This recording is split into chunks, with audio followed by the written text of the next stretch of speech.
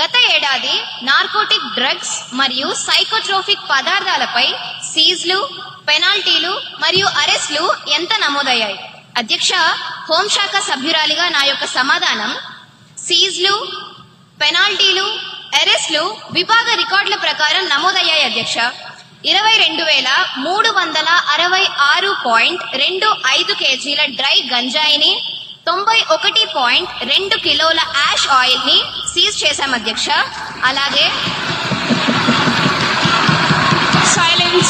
Silence సభ్యులందరూ కూర్చోవలసిందిగా కోరుతున్నాను. అధ్యక్ష, భారీగా ganja, opium, MDMA, heroin and నిషేధిత మందులను సీజ్ చేశాం అధ్యక్ష. సాధారణ ఏపీ పోలీస్ ఇచ్చిన ఎన్డీపీఎస్ డేటాను చూస్తే 970 మంది అరెస్ట్ అయ్యారు అధ్యక్ష. అలాగే ఈగల్ టీమ్స్ ఇచ్చిన ప్రత్యేక యాక్షన్ డేటాను చూస్తే 5,045 మంది అనుమానితులను అరెస్ట్ చేశాం అధ్యక్ష. అధ్యక్ష, as per NCB data, over 1,09,000 kg of illicit drugs have been seized in major cases between 2020 to May 2025.